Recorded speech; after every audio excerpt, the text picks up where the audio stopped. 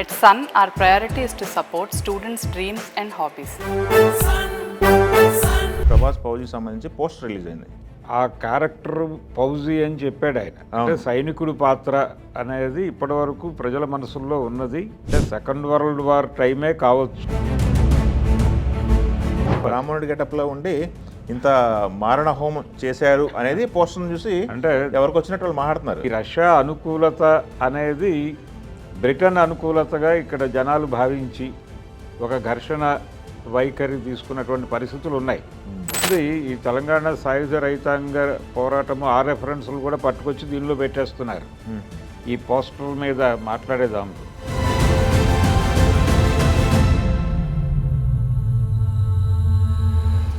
భరద్వాజ గారు నిన్న ఒకటి పౌజీ సంబంధించి ప్రభాస్ పౌజీ సంబంధించి పోస్టర్ రిలీజ్ అయింది. డేట్ అనౌన్స్ చేస్తే ఒక పోస్టర్ రిలీజ్ చేశారు. ఆ పోస్టర్లో ప్రభాస్ గారు వేసుకున్నటువంటి జంజం ఉంది.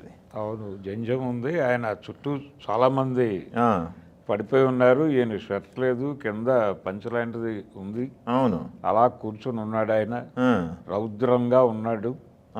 ఆయన శరీరం మీద విపరీతంగా బ్లడ్ చింది ఉన్నటువంటి పరిస్థితి. టోటల్గా వాళ్ళ పోస్టర్ వైలెంట్గా ఉంది. సాలిడ్ వైలెన్స్ కనిపిస్తోంది అక్కడ.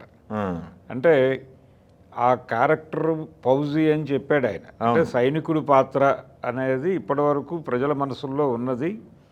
ఇది స్వతంత్రానికి పూర్వపు కథ, స్వతంత్రోద్యమాన్ని ఆ టైము అని కొంతమంది మాట్లాడారు. సెకండ్ వరల్డ్ వార్ టైం అని ఒక చర్చ జరిగింది. అవును, అయితే ఇది ఈ సైనికుడు అనేవాడు ఎవడు అనేది, సైనికుడు అని ఎవరినైనా అనొచ్చు. అక్కడ అతను క్షత్రియ యోధుడు అనుకుంటున్నాను నేను. అవునా? అంటే ఎలా నడుపుతాడు కథని అనేది ఆయన ఇష్టం. మనకి ఈ దీని నుంచి గనక కథని తవ్వదలుచుకుంటే, వీళ్ళు చూపించినటువంటి పోస్టర్ నుంచి కథని తవ్వదలుచుకుంటే ఈ టైం అదే కావచ్చు. అంటే సెకండ్ వరల్డ్ వార్ టైమే కావచ్చు. ఆ టైంలో కూడా 3-4 లేయర్లలో యుద్ధాలు జరిగినాయి. ఆ యుద్ధాలలో అంటే సెకండ్ వరల్డ్ వార్లో బ్రిటిష్ గవర్నమెంట్ అంటే బ్రిటిష్ కోసం బ్రిటిష్ వాళ్ళు రష్యాతో ఉన్నారు. అప్పుడు రష్యాతో ఉన్నారు. దానికి వ్యతిరేకంగా జర్మనీతో కలవటం కోసం ఇక్కడి నుంచి కొంతమంది ప్రయత్నాలు చేశారు. ఆజాద్ హింద్ ఫౌజు, సుభాష్ చంద్రబోసు ఇలాగే. Okay okay. ఈ ప్రయాణంలో కొంతమంది అలా వెళ్ళారు. అటువైపుకి వెడుతూ బ్రిటిష్ వాళ్ళకి వ్యతిరేకం కాబట్టి వెళ్తున్నామన్నారు. వీళ్ళని వ్యతిరేకిస్తున్నటువంటి వాళ్ళు ఉండేవారు ఇక్కడ. ఈ 2 గ్రూపుల మధ్య కూడా యుద్ధాలు జరిగినాయి. అంటే ఎక్కడ సెట్ చేయబోతున్నాడు యుద్ధము అనేది అది విచిత్రమైనటువంటి పరిస్థితి.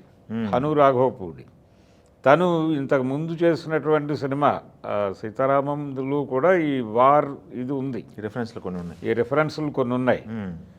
అయితే ఇందులో ఒక ప్రేమ యుద్ధము ఇవన్నీ ఉంటాయి. అంటే దేశీయంగా జరిగినటువంటి యుద్ధాలు ఒకవైపు వరల్డ్ వార్లో బ్రిటన్ బిజీగా ఉన్న టైంలో ఇక్కడ దేశీయంగా వాళ్ళని ఇబ్బంది పెట్టడం కోసం రకరకాల యుద్ధాలు ఓపెన్ చేశారు. ఓకే.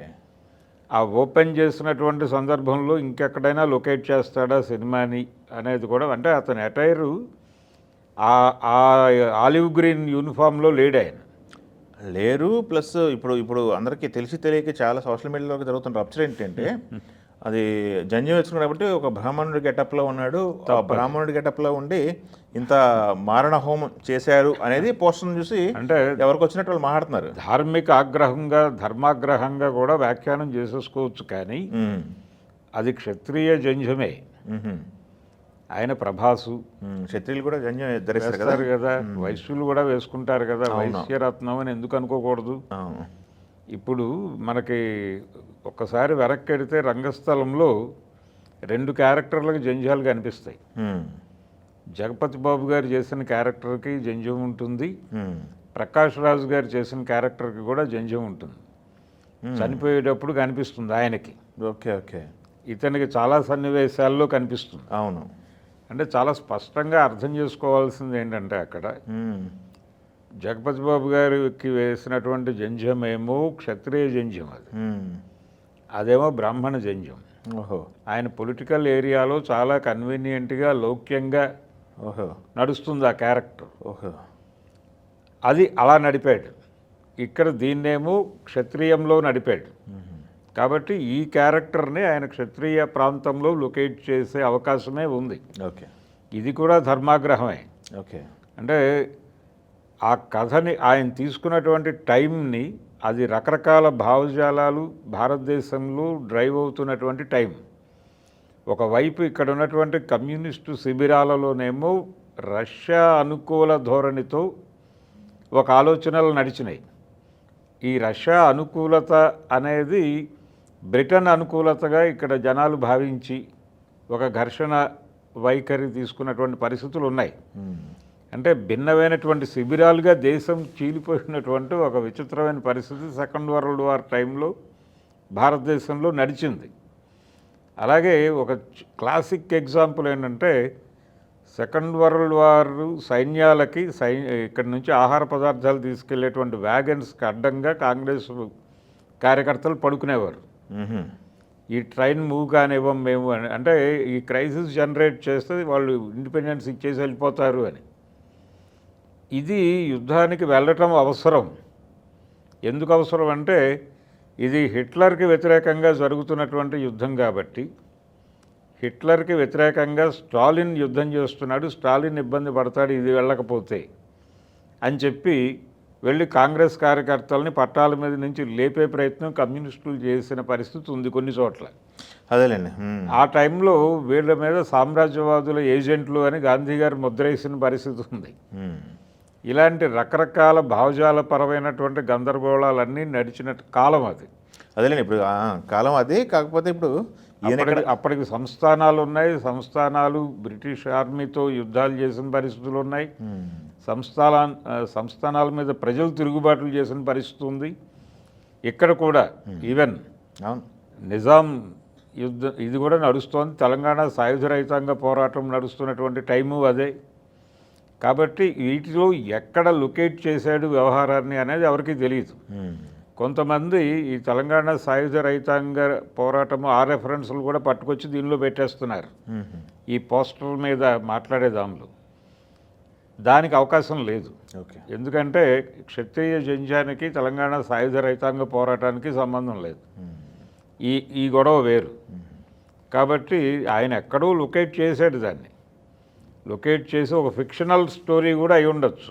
ఏమో చూద్దాం. ఏది తెలియాలన్నా డిసెంబర్ 3 సెకండ్ వరల్డ్ వార్ నేపథ్యం తీసుకుని ఒక ఫిక్షనల్ స్టోరీ డిజైన్ చేసి ఉంటాడు. ఏదో సంస్థానము వాళ్ళకి బ్రిటిష్ వాళ్ళతో గొడవ, లోకల్ రైతాంగంతో గొడవ, ఇలా రకరకాలుగా ఏర్పాటు చేసి ఒక కాన్ఫ్లిక్ట్ని బిల్డ్ చేసి దానిలో నుంచి ఒక హీరో, ఈ హీరో మిలిటరీలో ట్రైన్ అయ్యి వచ్చిన వాడు కూడా అయి ఉండొచ్చు.